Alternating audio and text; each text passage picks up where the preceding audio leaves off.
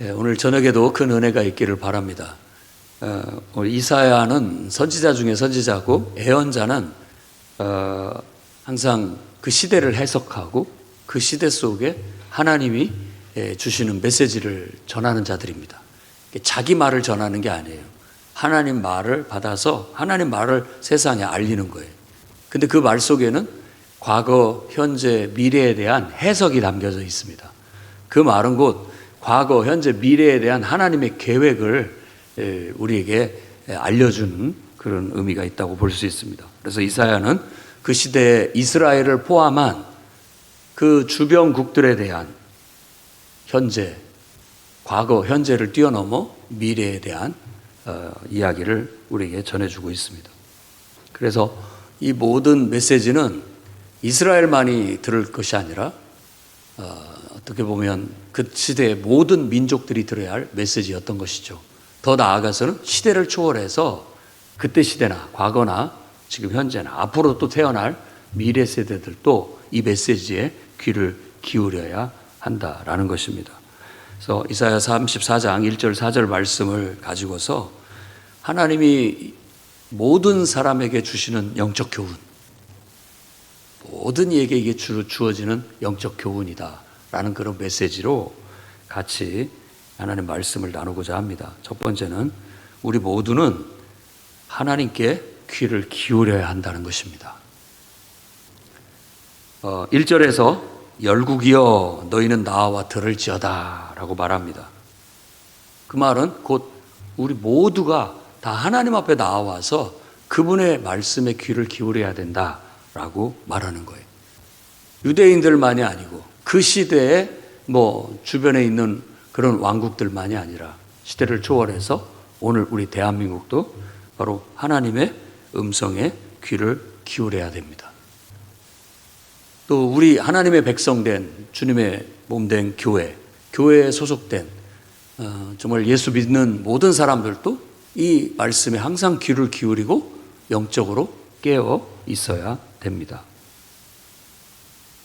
그리고 우리의 아들들, 다음 세대들도 이 말씀에 귀를 기울여야 됩니다. 그 말은 하나님께서 온 세상을 심판하신다라는 말씀이에요. 온 세상을 심판하는. 사실 좋은 말은 아니죠. 우리 모두에게 주는 교훈인데 그 교훈의 대표적인 것이 뭐냐? 바로 죄와 불의에 대해서 하나님이 곧 심판하신다라는 메시지예요. 그러니까 복음을 전하는 것은 좋은 얘기를 전하는 거잖아요. 복음이니까. 희소식, 기쁜 소식이지만 그 희소식을 전하는 메시지의 첫 번째가 하나님의 심판에 대한 메시지예요.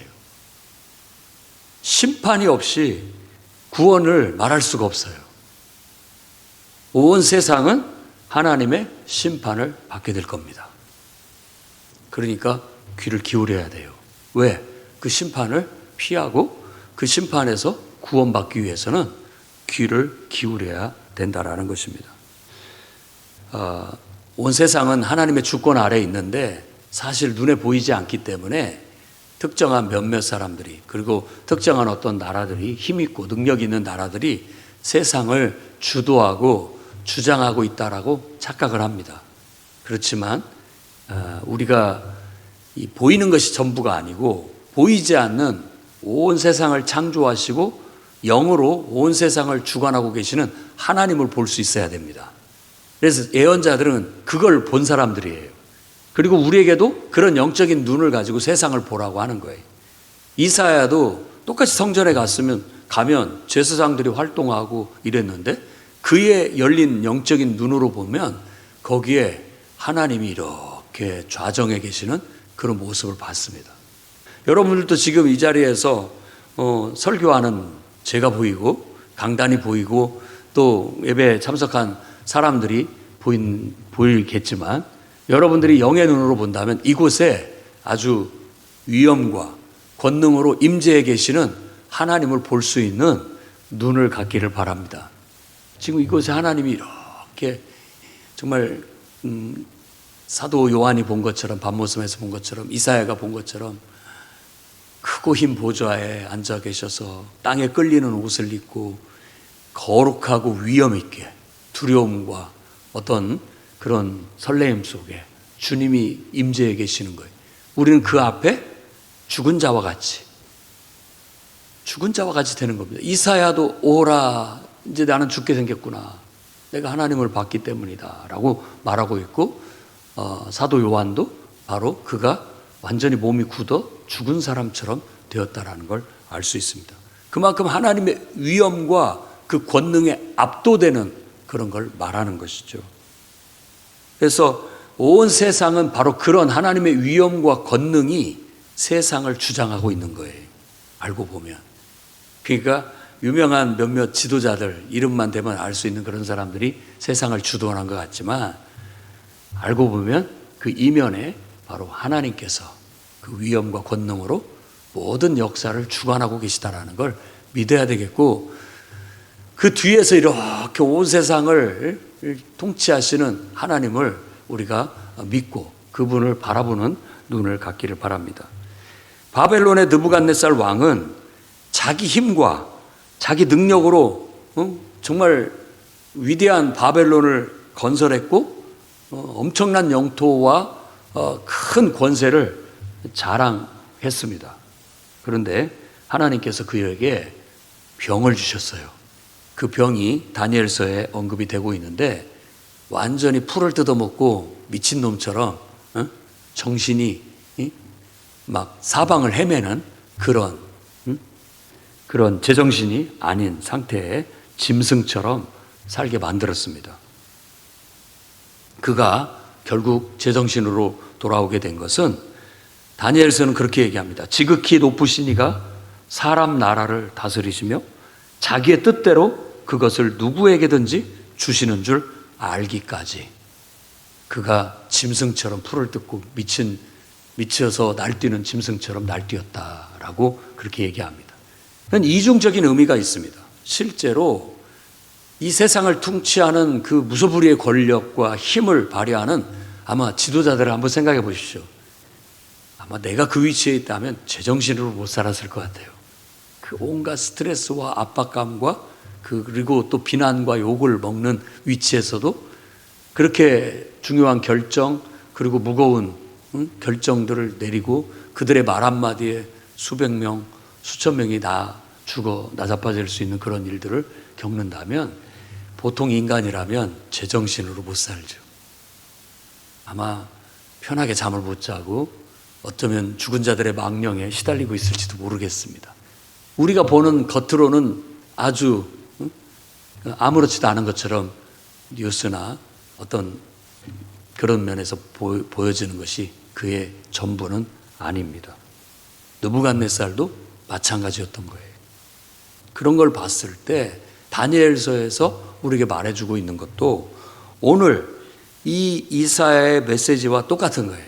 아무리 권력을 강하게 갖고 위대한 나라, 큰 힘을 가진 나라라 할지라도 하나님의 주권 앞에 무릎을 꿇고 겸손히 그분의 음성에 귀를 기울여야 된다. 하나님 앞에 기울여야 된다. 그래서 그가 겸손해지고 낮아질 때야 비로소 온전해질 수 있는 거예요. 온전해질 수 있는 겁니다. 여러분들이 부귀와 또 권력을 우리 마음의 욕망이 탐하지만, 사실은 그것을 우리가 다 달성을 하고 성취를 하면 그것이 우리에게 주는 독이 있습니다. 그거 벗어나기가 쉽지 않습니다. 그러니까 다 양면성이 있는 거예요. 그런 독에 심하게 고통을 받은 사람들은 평범하게 사는 게 얼마나 좋은 건지 그때서 아는 거예요. 그냥 평범하게 웃고 울고 함께 즐겁게 그냥 지지고 볶고 이렇게 사는 것이 훨씬 더 인간적이고 더 행복하다는 걸 알게 되는 거죠. 그러니까 이런 말씀을 드리는 것은 우리 모두가 하나님의 주권 아래 겸손히 그분의 음성에 귀를 기울일 줄 알아야 된다라는 겁니다. 그리고 두 번째는 우리의 죄, 우리의 불의에는 반드시 하나님의 심판이 임한다라는 사실이에요. 그건 피치 못하는 일이라고 말할 수 있습니다. 2절과 3절 말씀에는 바로 죄악으로 가득한 열방과 그들이 자랑하는 그 군대에 대해 하나님의 무서운 진노와 심판이 임할 거라고 그렇게 말하고 있습니다. 불처럼 하나님의 진노가 임할 거라고 얘기하고 있어요. 노아 시대에도 하나님 보시기에 땅이 부패하고 강포가 땅에 가득하자 하나님께서 사람을 지으신 것을 한탄한다라고 묘사하고 있어요. 사람 지으신 것을 후회한다라는 것이라기보다도 사람에게 기대했던 바가 완전히 틀어져서 인간이 잘못되어 정말 선을 행하고 의를 행해야 할 인간사에 온갖 추악한 악이 난무하니까 하나님이 바로 예언자의 말을 통해서 그렇게 말하고 있는 거예요. 그래서 하나님은 모든 육체를 물로 심판하실 것을 계획하시게 되었고 다시 시작하겠다라는 그런 마음을 갖게 만들었던 거예요. 어떨 때는 죄가 심하면 결국은 다 모든 게 수포로 돌아가고 살아있는 진실된 것 몇 가지를 가지고 다시 시작해야 되는 경우가 있습니다. 그게 바로 노아 시대의 홍수 심판이 우리에게 주는 교훈이라고 할 수 있죠. 어디 그뿐입니까? 소돔과 고모라 성도 아주 정신적으로 육체적으로 심히 타락한 그런 모습을 나타냈습니다.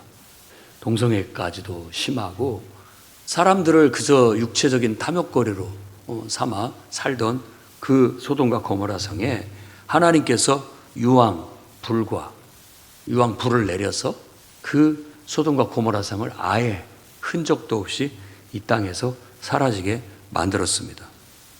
아브라함은 그 사실을 하나님께 또 전해 듣고 의인이 10명만 있으면 하나님 그걸 심판하시겠습니까? 10명만 있어도 하지 않겠다라고 약속을 받았지만 사실은 10명도 없었습니다. 그저 자기 조카 롯 외에 없었다고 할 수 있죠. 그래서 그의 롯과 그의 아내와 그의 두 딸을 하나님이 구해 주셨다는 것을 우리는 성경을 통해서 잘 알고 있습니다.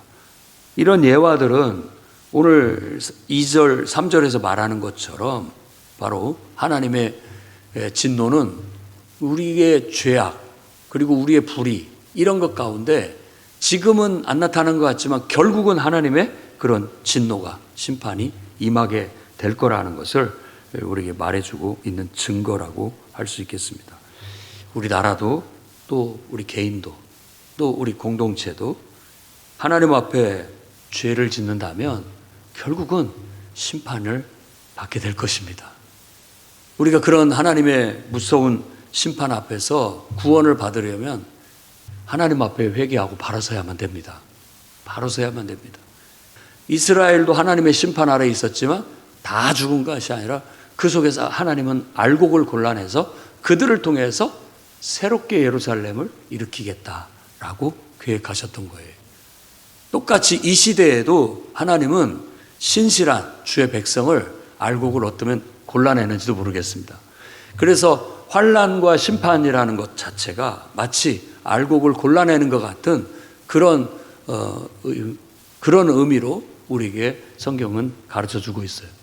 키질을 한다라고 하는 것은 쭉정이를 날아가게 하고 알곡만 남게 하는 거예요. 그러니까 분명히 사탄의 시험과 또 우리 삶에 닥치는 어려움과 환난은 그거 자체가 우리를 힘들게 하는 거고 고통스럽게 하는 거지만 그러면 그럴수록 우리는 반동으로 하나님을 더 붙잡고 이때가 바로 기도할 때다 라고 하면서 더 기도해야 됩니다. 평상시도 기도하지만 이런 어려움, 낙심되는 일들 또 불안한 일들 벌어지면 우리는 더 집중해서 하나님을 바라보고 더 집중해서 간절한 마음으로 하나님을 찾고 기도해야 되는 거예요. 지금 알곡과 쭉정이를 가르고 있기 때문에 내가 더 하나님 앞에 나아가게 된다면 노아 시대의 노아와 그의 가족이 구원받은 것처럼 소돔과 고모라 성의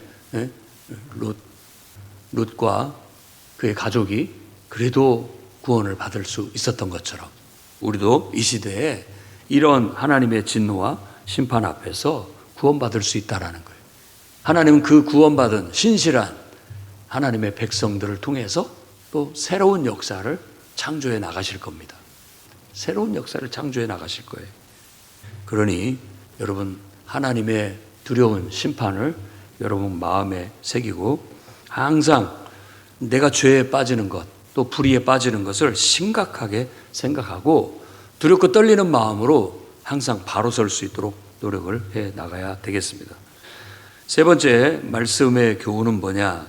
세상 모든 권세와 영광은 결국 그 하나님의 심판 앞에 다 허무하게 사라지고 말 것이다 라는 거예요. 그럼 우리는 어떻게 살아야 됩니까? 덧없는 세상 영광 대신 영원한 하나님 나라를 소망 삼고 살아가셔야 되겠습니다. 4절 말씀에 보면 하늘의 만상이 사라지고 하늘들이 두루마리 같이 말리되 그 만상의 쇠잔함이라고 말합니다. 그러니까 결국은 이 두루마리처럼 말린다라는 것은 우리가 이렇게 둘둘둘 말아놓은 거 이렇게 쭉 피면 덜덜덜덜 다시 위치로 돌아오는 것처럼, 또 의미는 뭐냐면 이 종이에다가 불을 딱 붙이면 종이가 돌돌돌돌 말리면서 타요. 오그라들면서 탄다고요. 그 이미지를 막 말하고 있어요. 그래서 이 하늘들이 두루마리 같이 말리고 떠나간다라는 것은 요한계시록에도 이 표현을 그대로 쓰고 있어요. 그러니까 이사야서하고 요한계시록은 거의 일치합니다. 다른 용어로, 다른 버전으로 똑같은 하나님의 과거, 현재, 미래에 대한 하나님의 청사진, 하나님의 계획, 하나님의 경영을 보여주고 있는 거라고 할 수 있어요. 그래서 이런 심판에 대한 이야기가 좀 듣기 거북하고 이 시대에 우리에게 별로 달갑지 않은 소식처럼 들릴지 모르지만 우리는 그 메시지를 들어야 됩니다. 그리고 우리 스스로가 바로 민감하게 반응할 수 있어야 돼요. 민감하게. 그래서 우리가 하나님 말씀에도 더 귀를 기울이고 하나님 앞에 나아가 더 기도에 힘쓸 수 있는 영성을 다시 끌어올리는 그런 기회로 삼아야 됩니다. 또 우리가 죄에 대한 두려움을 갖고 죄에 빠지지 않도록 항상 영적인 경건한 상태를 유지할 수 있도록 힘써 나가야 됩니다. 그리고 오로지 하나님이 우리에게 이끄시는 대로 하나님 말씀을 따라 원망과 불평이 아니고 기쁨과 감사함으로 하나님을 붙잡고 나아가야 돼요. 그래야 우리가 이 세상 모든 권세 영광이 하나님의 심판을 받고 무너질 때 함께 깔려 죽지 않습니다.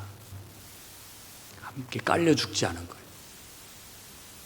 바벨론이 무너질 때 요한계시록에서는 큰 성 바벨론이 무너졌다라고 하면서 온 세상이 다 통곡하고 이제는 끝장이다, 큰일 났다 하면서 그 바벨론 하나 바라보고 그것에서부터 나오는 것들을 얻어먹고 그걸로 부귀영화를 누렸던 모든 사람이 이제 우리도 다 같이 망하게 되었구나 라고 하면서 통곡하는 것을 묘사하고 있어요.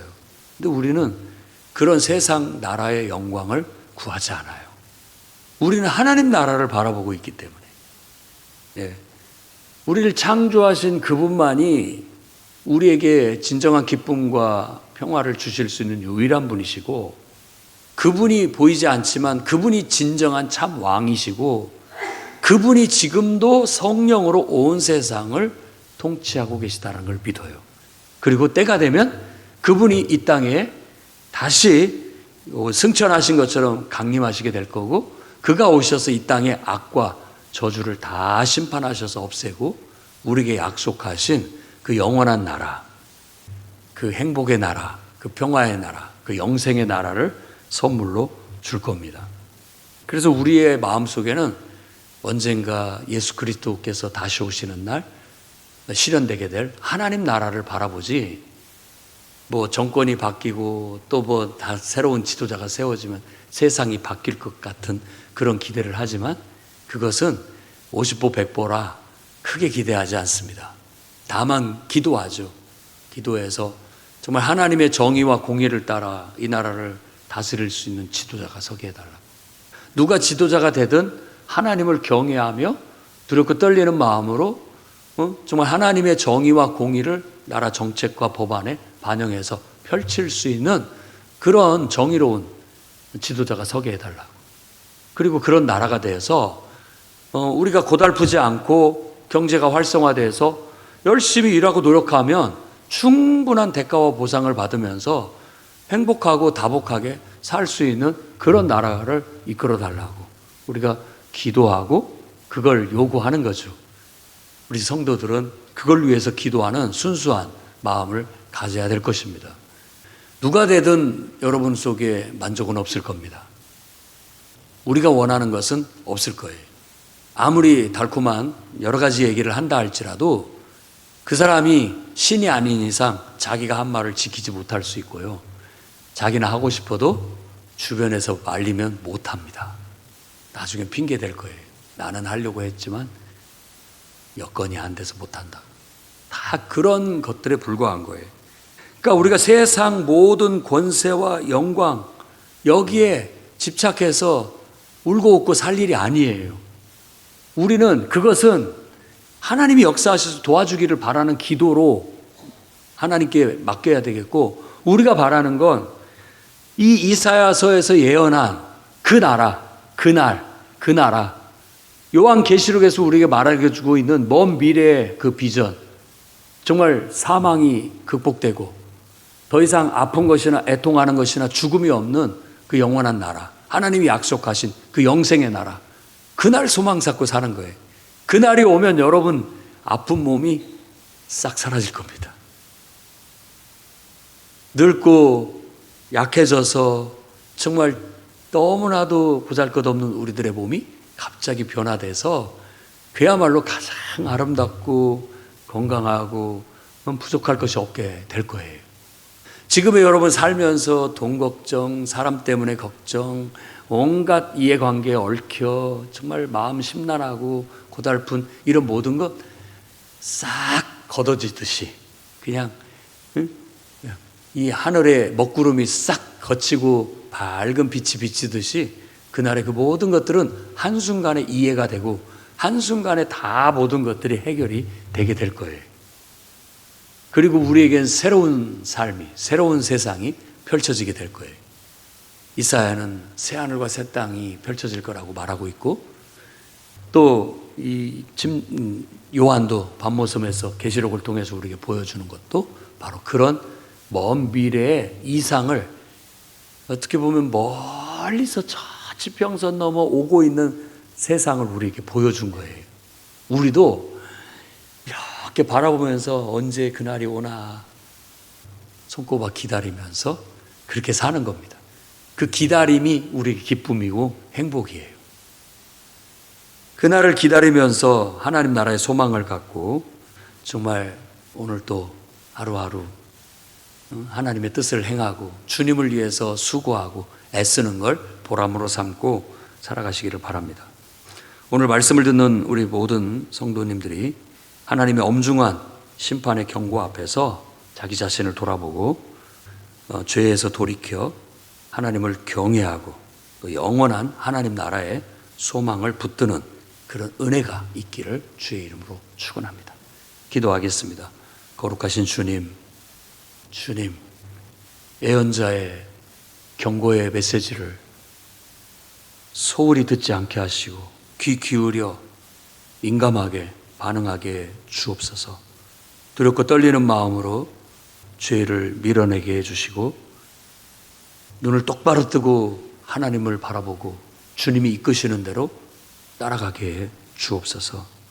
덧없는 세상 영광에 우리가 침몰되지 않게 하여 주시옵고, 세상의 부귀영화를 누리는 가운데서도 거기에 매몰되지 않고 오히려 눈을 뜨고 우리는 이 모든 것들보다도 하나님이 약속하신 그 영원한 나라를 소망 삼고 나아가고 있음을 견지하게 해 주옵소서.